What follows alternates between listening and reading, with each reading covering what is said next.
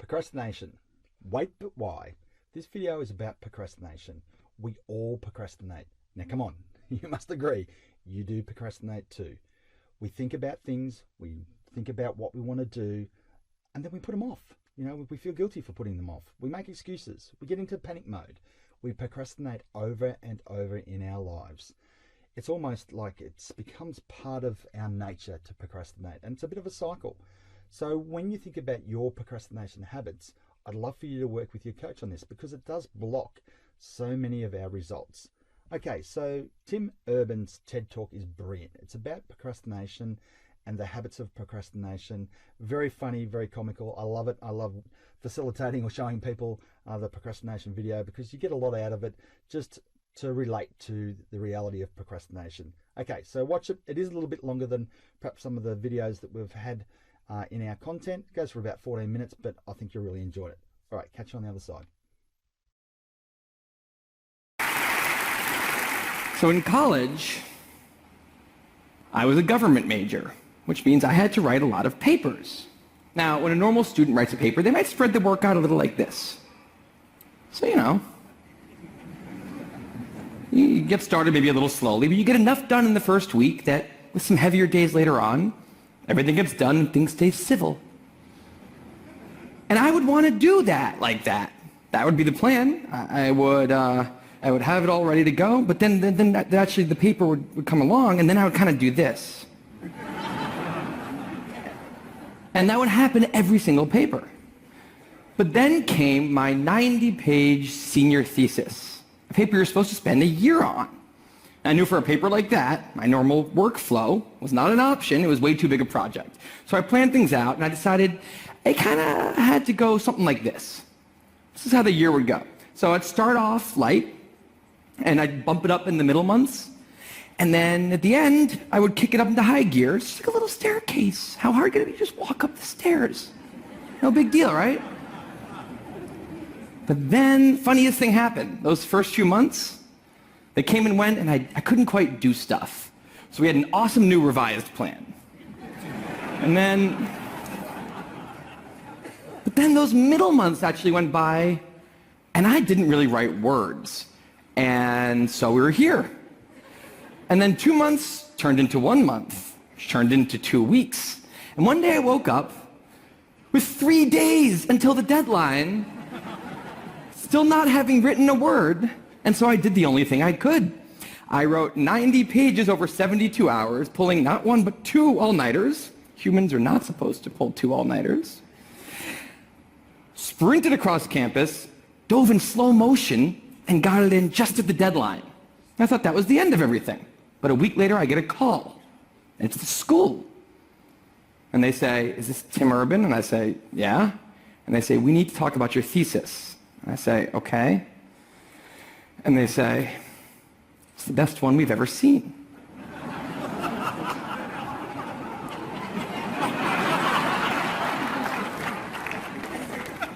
That did not happen.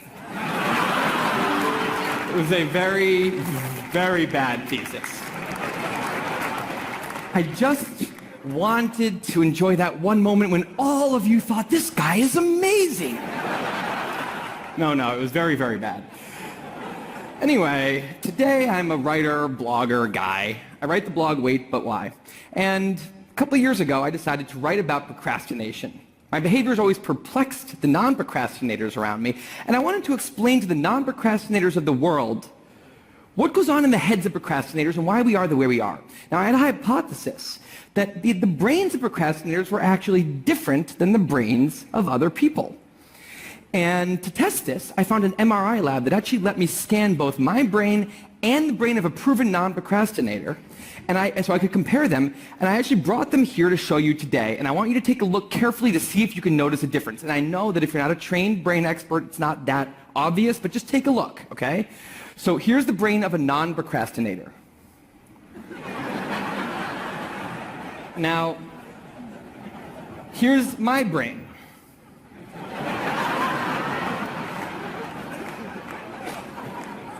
There is a difference. Both brains have a rational decision maker in them, but the procrastinator's brain also has an instant gratification monkey. Now, what does this mean for the procrastinator? Well, it means everything's fine until this happens. So the rational decision maker will make the rational decision to do something productive, but the monkey doesn't like that plan. So he actually takes the wheel and he says, actually, let's read the entire Wikipedia page of the Nancy Kerrigan-Tanya Harding scandal because I just remembered that happened. Then we're going to go over to the fridge. We're going to see if there's anything new in there since 10 minutes ago. After that, we're going to go on a YouTube spiral that starts with videos of Richard Feynman talking about magnets and ends much, much later with us watching interviews with Justin Bieber's mom. All of that's going to take a while, so we're not going to really have room on the schedule for any work today. Sorry. Now, what is going on here? The instant gratification monkey does not seem like a guy you want behind the wheel. He lives entirely in the present moment. He has no memory of the past, no knowledge of the future, and he only cares about two things: easy and fun. Now, in the animal world, that works fine. If you're a dog and you spend your whole life doing nothing other than easy and fun things, you're a huge success. And to the monkey, humans are just another animal species he has to keep well slept, well fed, and propagating into the next generation. Which in tribal times might have worked okay. But if you haven't noticed, now we're not in tribal times. We're in an advanced civilization, and the monkey does not know what that is. Which is why we have another guy in our brain, the rational decision maker, who gives us the ability to do things no other animal can do. We can visualize the future. We can see the big picture. We can make long-term plans. And he wants to take all of that into account. And he wants to just have us do whatever makes sense to be doing right now. Now, sometimes it makes sense to be doing things that are easy and fun, like when you're having dinner or going to bed or enjoying well-earned leisure time. That's why there's an overlap. Sometimes they agree. But other times, it makes much more sense to be doing things that are harder and less pleasant for the sake of the big picture, and that's when we have a conflict. And for the procrastinator, that conflict tends to end a certain way every time, leaving him spending a lot of time in this orange zone, an easy and fun place that's entirely out of the make sense circle. I call it the dark playground. Now, the dark playground is a place that all of you procrastinators out there know very well. It's where leisure activities happen at times when leisure activities are not supposed to be happening. The fun you have in the dark playground isn't actually fun because it's completely unearned and the air is filled with guilt, dread, anxiety, self-hatred, all those good procrastinator feelings. And the question is, in this situation, with the monkey behind the wheel, how does the procrastinator ever get himself over here to this blue zone? A less pleasant place, but where really important things happen. Well, it turns out that the procrastinator has a guardian angel, someone who's always looking down on him and watching over him in his darkest moments, someone called the panic monster.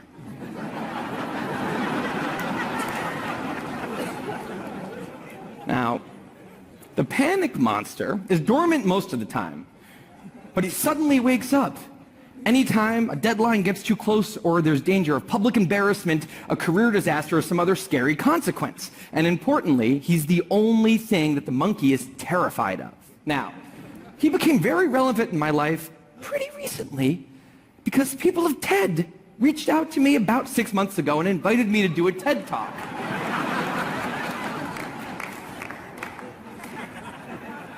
Now, of course, I said yes. It's always been a dream of mine to have done a TED Talk in the past.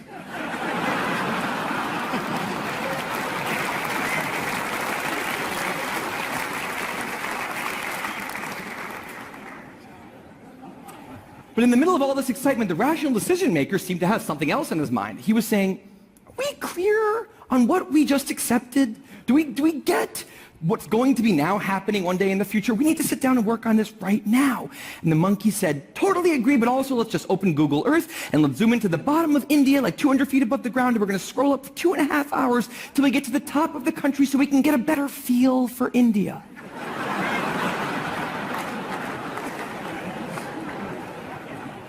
So that's what we did that day. as 6 months turned into 4, and then 2, and then 1, the people of TED decided to release the speakers. And I opened up the website, and there was my face staring right back at me, and guess who woke up? So the panic monster starts losing his mind, and a few seconds later, the whole system's in mayhem.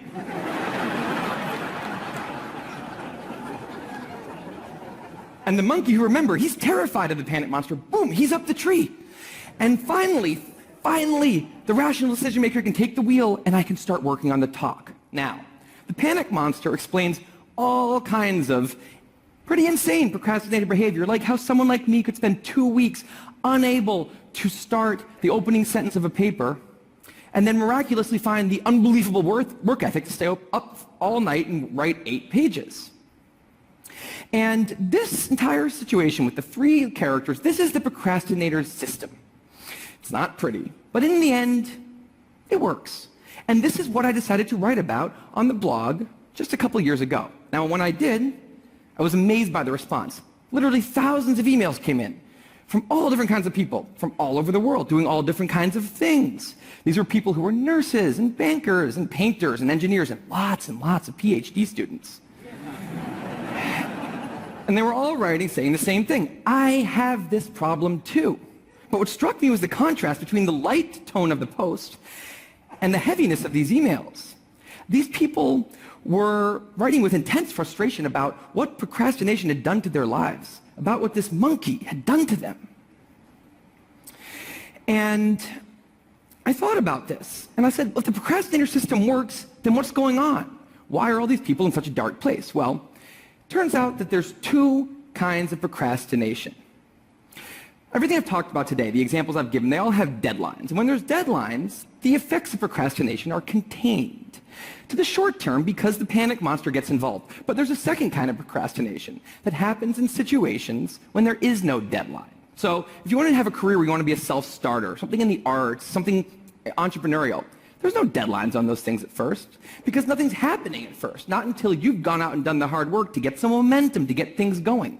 There's also all kinds of important things outside of your career that don't involve any deadlines, like seeing your family or exercising and taking care of your health, working on your relationship or getting out of a relationship that isn't working. Now, if the procrastinator's only mechanism of doing these hard things is the panic monster, that's a problem because in all of these non-deadline situations, the panic monster doesn't show up. He has nothing to wake up for.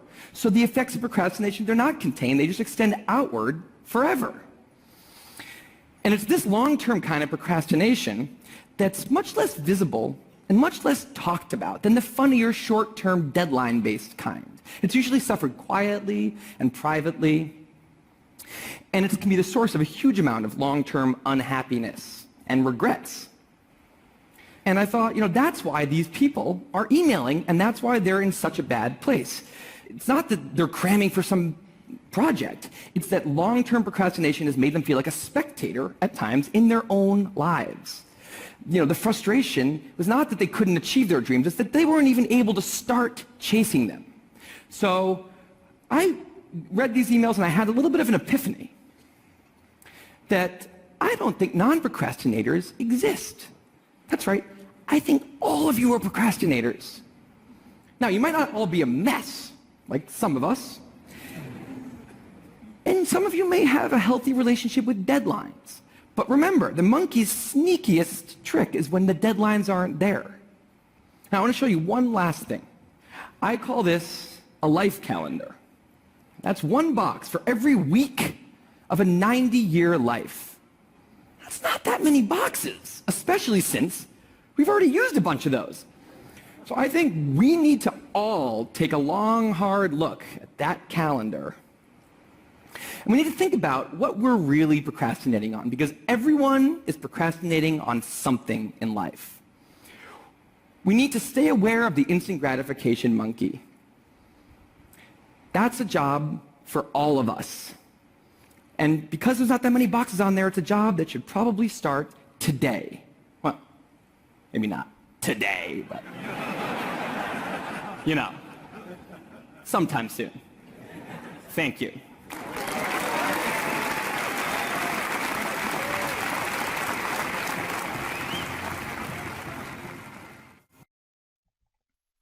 right, so you've had a look at Tim's video. I hope you enjoyed it. I know I certainly laugh every time I see it. The panic monster. We all panic. How often do you procrastinate? Because that panic monster is in our mind and we leave things to the last minute and we're all guilty of it. So what things do you procrastinate on? Work, health, relationships, friends, money, or everything? What regrets do you have right now? It's a great question, and I'd like you to think about that and perhaps even talk to your coach about it. What are the consequences of those things that you're regretting that you haven't done that you know you should do or should be doing? How important are these things to you out of 10? Which is always a great way to look at things. So obviously if it's 10 out of 10, you need to get them done. Who can keep you accountable and help you achieve results? So great questions. And also I'd like you to look at the life calendar that Tim talked about, because the calendar is a great one. Cross out how many years. You know, for me, I'm 51. All right, so I'm half time. I've only got potentially 48 years left if I live to 100. I don't know whether I'll live to 100, but what am I putting off? What regrets do I have right now? So think about these things. Think about what you want to do, but also think about the now. What are you doing now to overcome your procrastination habits? All right, hope you enjoyed the video. It's a great one. Hope that you can overcome procrastination, because it is the devil of time.